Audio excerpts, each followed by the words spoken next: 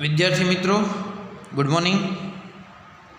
आज आपने धोरण 10 गुजराती माध्यम subject English poem number 3 page number 141 growing written by Brooke Muller ની વાત કરીશું।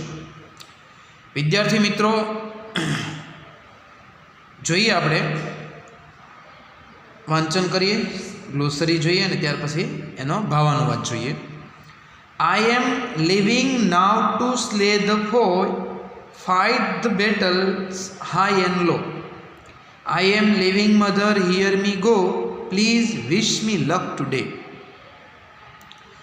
I have grown my wings, I want to fly, seize my victories where they lie. I am going home, but please don't cry, just let me find my way. I want to see and touch and hear, though there are dangers, there are fears. I will smile my smiles and dry my tears. Please let me speak my say. I am off to find my world, my dreams, carve my need, sew my seams. Remember, as I sail my stream, I will love you all the way. Brooke Muller. ગ્લોસરી જોઈ લઈએ। મૂળ શબ્દ growing એવું title આપ્યું છે। Growing મૂળ શબ્દ grow છે। ગ્રો એટલે વધવું, વિકસવું, વિકાસ થવો વગેરે।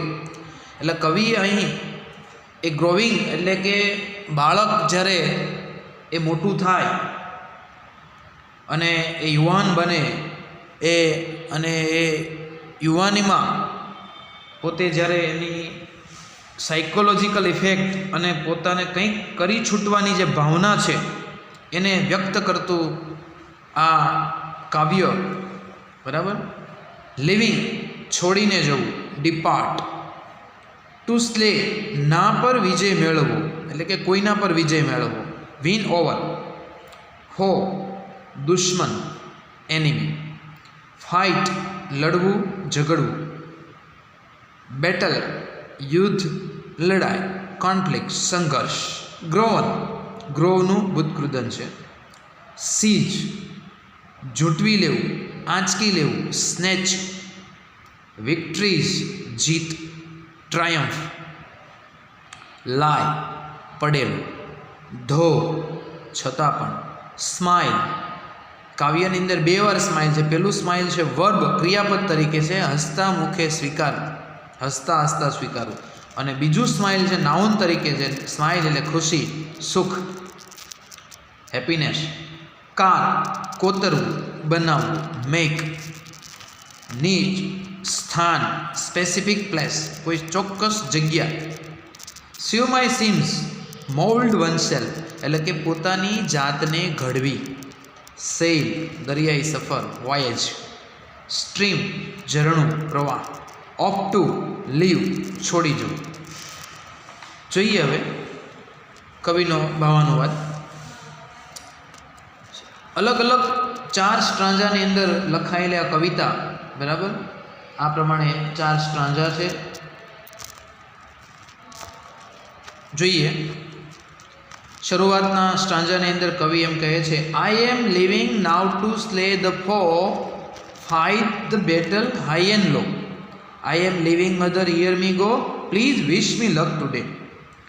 જ્યારે બાળક મોટું થાય, યુવાન બને, ત્યારે એ ઘણીવાર નાનું હોય ત્યાં સુધી માતા પિતાની, ખાસ કરીને માતાની રોકટોક હોય કે આમ નહીં કરતો, અહીં નહીં જતો, ધ્યાન રાખજે વગેરે. હવે બાળક એમ કહે છે કે મમ્મી હું મોટો થઈ ગયો છું, યુવાન થઈ ગયો છું, તું મારી ચિંતા છોડી દે. આઈ એમ લિવિંગ નાઉ, હવે હું જાઉં છું, છોડીને જાઉં. પણ ઘર છોડીને જવું એટલે ભાગી જવું એ અર્થમાં નથી, પણ કંઈક મેળવવા માટે, કંઈક પ્રગતિ કરવા માટે, બરાબર, એ ઘર છોડે. જેમ તમે વિદ્યાભ્યાસ કરતા હો અત્યારે તો 10મું 12મું કોલેજ, કંઈક ને કંઈક કરવા માટે, આપણે કોઈ ઉચ્ચ ડિગ્રી મેળવવા માટે આપણે આપણું ઘર છોડીને જવું પડે બીજા સ્થાન ઉપર, એવા ભાવમાં છે. એટલે કવિ એમ કહે છે, I am living now to slay the foe. હું ક્યાં જાઉં છું? તો સ્લે ધ ફોર, દુશ્મનો ઉપર વિજય મેળવવા માટે જાઉં છું. પણ દુશ્મનો એટલે આપણે સર તો એ આર્મી ઓફિસર હશે? ના, સરહદ ઉપરના દુશ્મનો નહીં, પરંતુ આ આપણા સંસારની અંદર આ પારિવારિક જીવનની અંદર રહેલા દુઃખો, ખાસ કરીને દુઃખ, બરાબર, ઉદાસીનતા, મુશ્કેલી વગેરેને દુશ્મન કયા છે, એના ઉપર વિજય મેળવવા માટે, નિષ્ફળતા, ગમ વગેરે. Fight the battles high and low, નાની મોટી યુદ્ધ, લડાઈ લડવા માટે. કારણ કે આપણે જ્યારે પ્રગતિ કરવા માટે ઘર છોડીને આગળ જતા હોઈએ, વિદ્યા, અભ્યાસ, નોકરી, ધંધા માટે, ત્યારે આપણી સામે નાના મોટા પ્રોબ્લેમ્સ, બરાબર, મુશ્કેલી, ડિફિકલ્ટીઝ, આ બધું આવતું હોય છે. આવી નાની મોટી લડાઈઓ લડવા માટે, એનો સામનો કરવા માટે. I am living mother hear me go, mummy હું જાઉં છું તો મારી વાત તું સાંભળ અને મને જવા દે. Please wish me luck today, અને આજે મમ્મી તું મને રોકતી નહીં, રોકટોક નહીં કરતી, માત્ર તું મને સારા આશીર્વાદ આપ, મને હસતા મુખે વિદાય આપ. નહીં તો સામાન્ય રીતે માતા તો પોતાનો પુત્ર જાય એટલે તો એને દુઃખ થવાનું જ, પણ અહીંયા બાર યુવાન એમ કહે છે, please wish me luck today, mummy આજે તું મને માત્ર સારા આશીર્વાદ. I have grown my wings, બીજી પંક્તિમાં એમ કહે છે, I want to fly, seize my victories where they lay, mummy હવે હું મોટો થઈ ગયો છું, મને યુવાની રૂપી પાંખ ફૂટી છે. એવી પાંખ નહીં હોય, ઓરિજિનલ પરીને હોય એવી કોઈ પાંખ નથી. આઈ હેવ ગ્રોવન માય વિંગ્સ, મને યુવાની રૂપી પાંખો ફૂટી છે. આઈ વોન્ટ ટુ ફ્લાય, મારે ઉડવું છે, મારે દુનિયાને જોવી છે. અત્યાર સુધી હું ઘરમાં હતો, નાનો હતો, હવે મારે દુનિયાને જાણવી છે, સમજવી છે, અફાટ આકાશની અંદર ઉડવું છે. Seize my victories where the lay, અને જ્યાં મારી ખુશી, જ્યાં મારી જીત, જ્યાં મારું લક્ષ્ય પડેલું હશે એને મારે મેળવવું છે, હું જૂટવી લઈશ. ઘણીવાર આપણે એમ કહેતા હોઈએ છીએ ને કે ભાગ્યમાં હોય તો મળે. ચાલો તમારા ભાગ્યમાં કંઈ છે, પણ એ ભાગ્ય સુધી પહોંચવા માટે તમારે મહેનત કરવી પડે, ત્યાં સુધી જવું પડે તો થાય. પણ યુવાન એમ કહે છે કે હું જ્યાં હશે ને, ગમે તે જગ્યાએ છે ત્યાંથી હું મેળવી લઈશ. I am going mom but please don't cry, mummy હું આજે જાઉં છું તો પ્લીઝ મહેરબાની કરીને ડોન્ટ ક્રાય, તું આજે રડતી નહીં. Just let me find my way, કારણ કે હું તો માત્ર મારો રસ્તો કંડારવા માટે, મારું જીવન બનાવવા માટે, મારી કારકિર્દી બનાવવા માટે જઈ રહ્યો છું. ત્રીજી પંક્તિમાં, I want to see and touch and hear though there are dangerous there are fears, I will smile my smiles and dry my tears, please let me speak my say. I want to see and touch and hear though there are dangerous there are fear. Mummy મેં ઘણીવાર સાંભળ્યું છે કે આ સંસારની અંદર, આ દુનિયાની અંદર દુઃખ, નિષ્ફળતા, મુશ્કેલી, આપત્તિ આવું બધું હોય છે, બરાબર, પણ મારે એ જોવું, માત્ર સાંભળ્યું છે અત્યાર સુધી, પણ હવે મારે એનો અનુભવ કરવો છે, ખરેખર એ શું છે. અને એ અનુભવ ક્યારે થાય? જ્યારે તમે આ ઘરની ચાર દિવાલો છોડીને બહાર જાઓ ત્યારે તમને ખબર પડે કે કેવી કેવી મુશ્કેલીઓનો સામનો કરવો પડે છે, કેવી નિષ્ફળતા મળે છે, કેવું દુઃખ હોય છે, કેવી આપત્તિ હોય છે, કેવા કેવા પ્રોબ્લેમ્સ તમારી સામે આવતા. એટલે એમ કહે છે આઈ વોન્ટ ટુ સી, મારે એ જોવા છે, એને સ્પર્શ કરવો છે, બરાબર, એન્ડ હિયર, એને સાંભળવા છે. ધો દેર આર ડેન્જરસ દેર, જોકે તેની અંદર મુશ્કેલી છે, ડર પણ રહેલો, મને ખબર. કારણ કે હવે આપણે એમ કહીએ દુઃખ કેવું છે મારે જોવું છે, તો આપણે દુઃખી થઈએ તો ખબર પડે. તો કોઈ માણસ એમ ક્યારેય કોઈ દિવસ કહે કે હે ભગવાન મને દુઃખ આપ, બરાબર, એ તો એમ જ કહે ને અમને સુખી બનાવ. પણ અહીંયા કવિ એમ કહે છે મારે એનો અહેસાસ કરવો છે, એ જોવું છે, એ જાણવું છે, ખરેખર આ બધું શું છે.